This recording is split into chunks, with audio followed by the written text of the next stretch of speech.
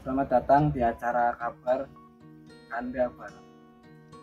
Kabar ini akan menceritakan tentang perjalanan awal mula Himpunan Pemuda Cibubur terbentuk.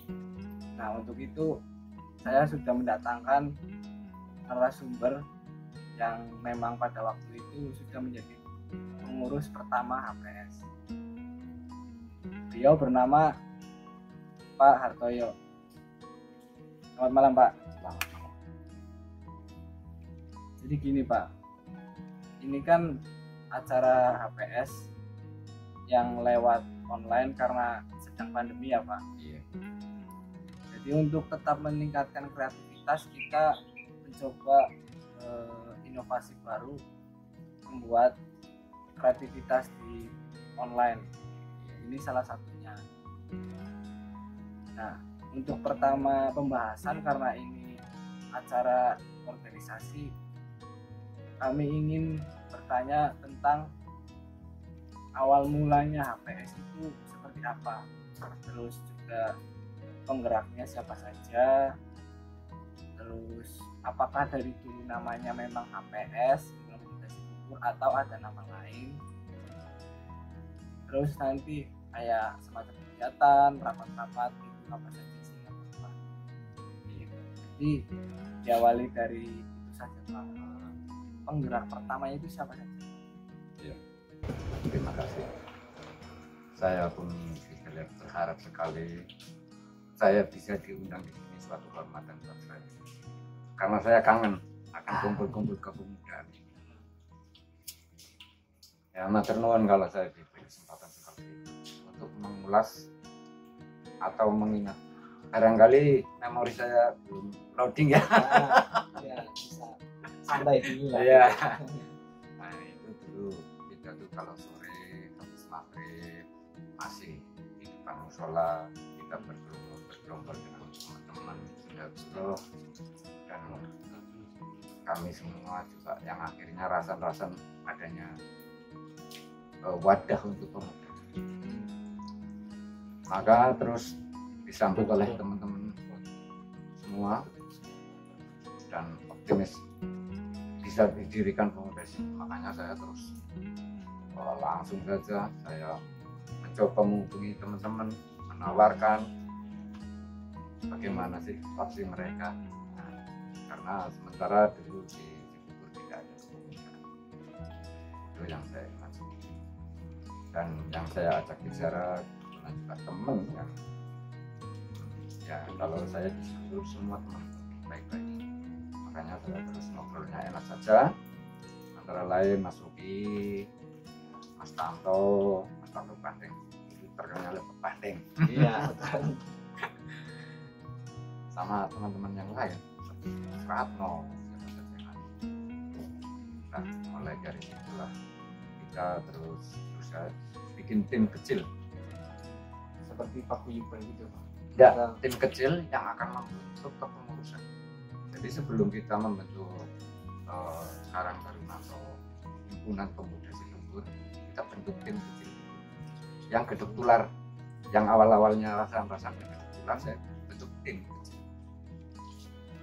Terus yang pada akhirnya nanti kita akan menentukan untuk pertemuan untuk mengumpulkan. Pada saat itu memang pertemuan untuk pemuda tidak ada, yang makanya agak sedikit kendala karena tidak seperti sekarang ini, ya kan? Banyak sekali pakai apa. Kalau saya dulu tidak gembar-gembar, itu pun bisa melakukan dengan pakai media speaker di musola. Karena komunikasi yang terbatas ya, Pak. Nah, iya. Jadi tidak menutup kemungkinan untuk teman-teman yang belum mendengar setelah ada audiens ikut. Maka pada saat itu kami bersama teman-teman juga datang ke Papua, tidak lepas dari itu karena kita dimong oleh Pak Bau Karsiwan. Ya, kalau itu kan setelah kita bentuk tim kecil, terus kita mengadakan pertemuan semua pemuda di Cibubur ini. Kenyataannya saya dan teman-teman nggak menyangka kalau yang mau maju Iya. Kebetulan dulu pertemuan awal itu di sekolah adat madrasah. Samping masjid. Iya. Situ Pak Paul kata termasuk para pemuka-pemuka termasuk para dan mendukung sekali adanya wadah kepemudaan di situ. Terus itu untuk tahunnya kalau kira-kira tahun berapa? Itu sekitar 90-an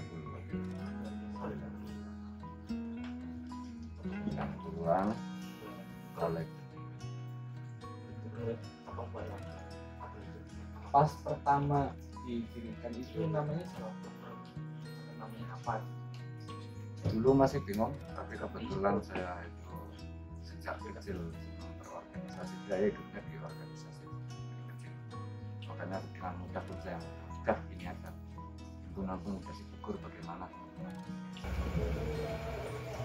Jadi tadi udah sampai di nama ya Pak ya. Lalu yang ingin saya tanyakan itu rapat pertama membahas apa ya Pak?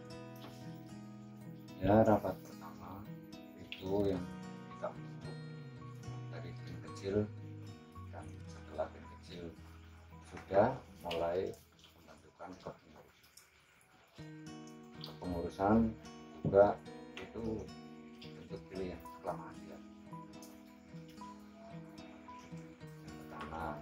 Dan untuk karena di sini kita butuhkan untuk memaparkan pada masyarakat juga, masyarakat pun ikut hadir di sini, jadi kita sinergi banget dengan masyarakat yang luar biasa saja.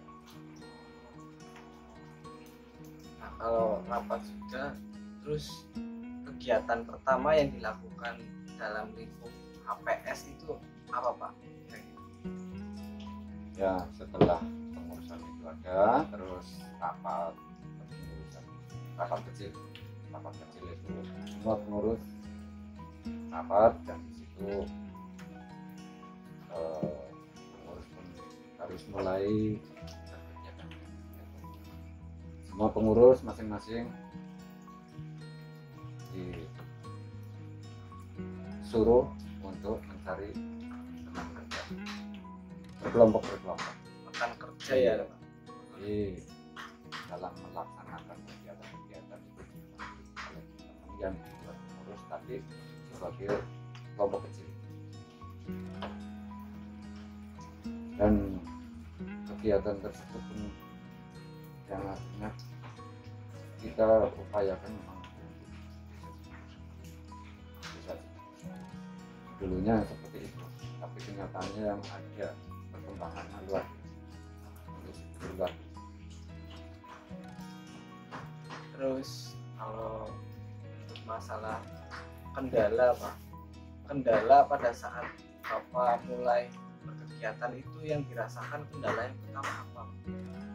Yang kendala kadang-kadang masih kurang disiplinnya dalam pertemuan, banyak pelotekan yang harusnya tidak ada, sampai kadang-kadang sempat saya ya itu pada saat itu kan tidak seperti zaman sekarang ini. Jadi pendidikan minim ya otomatis saja Ya, maka dengan itu kami dongkrak dengan lingkungan yang akhirnya bisa menjajakan dengan yang berpendidikan tinggi yang kami tidak ketara, terkesan sama rata nah gitu. nyaruhnya di situ itu wadah, makanya himpunan pemuda Sibukur itu wadah satu-satunya yang ada di Sibukur, kita bisa interaksi dengan masyarakat, masuk pengalaman dari mereka yang tidak tahu kedinasan sosial, Iya, yang akhirnya kami tuntun bersama. biar tahu ya Pak, Iya. kantor-kantor yang harus didatangi apa saja. Dulu mau masuk kantor yang namanya mau masuk aura itu lain. Kayak Tidak takut tidak gitu ya, dengan Pak. zaman sekarang tidak. Kita mau masuk ke balai desa saja, kita masih punya rasa yang begitu wow gitu. Nah, itulah kita itu butuh kewibawaan untuk suatu kantor pun kita, termasuk pada himpunan pemuda. Kalau wibawa saya kira ya akan tetap terjaga. Saya pun matur nuwun sampai dengan hari ini himpunan pemuda Cibubur luar biasa masih eksis. Terus kalau kendala itu berarti sekedar itu ya Pak, celotehan gitu ya, Iya, kayak wah ngapain sih kayak gitu, tapi ya semakin kesana semakin santai, semakin berkurang ya Pak. semakin dia tahu berorganisasi, mana yang harus saya keluarkan dalam blur itu. Ya ada penambahan anu lah istilahnya, masukan. Nah untuk pemerintah desanya itu apakah mereka mendukung atau sekedar tahu saja terus membiarkan atau bagaimana?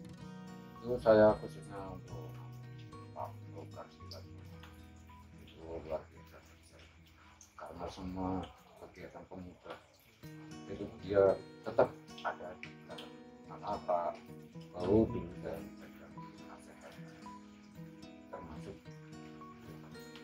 seorang pemilih yang sudah berusaha seperti itu langsung dia harus belajarkan background, karena dengan adanya background orang pemuda tetap ada yang ini yang angon, bukannya kita harus istilahnya masa bodoh ketua, tapi di situ ada yang menjadi. Seandainya kita itu mau ke kiri wis kudu ke kanan kok. Itulah keuntungan.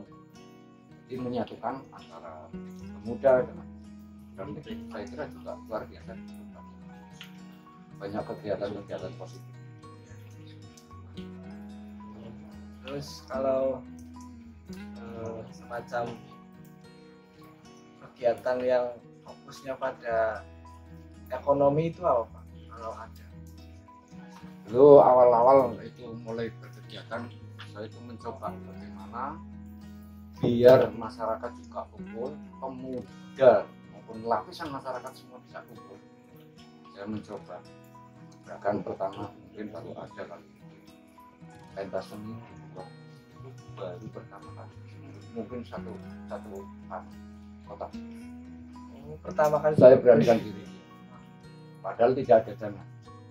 Swadaya. Saya ngumpul, gajianku 2 bulan untuk mengadakan pentas seni, dan saya yang bikin panggung, saya juga yang dekorasi gitu. Dulu yang kenal dekorasi itu mungkin saya, karena saya memang makanya yang akhirnya terus. Nah sekarang kalau saya melihat, sekedar melihat saja, orang itu tidak bisa dekor, tapi setelah diajak ada perkembangan yang luar biasa, dan yang akhirnya mereka kalau ada dekorasi itu senang ya, antusias ya iya Pak? Hari-hari keagamaan pun ramai-ramai. Setelah adanya macam pentas seni ya Pak, itu apa timbal baliknya ke organisasi, atau mendapatkan keuntungan, atau hanya sekedar kebanggaan saja atau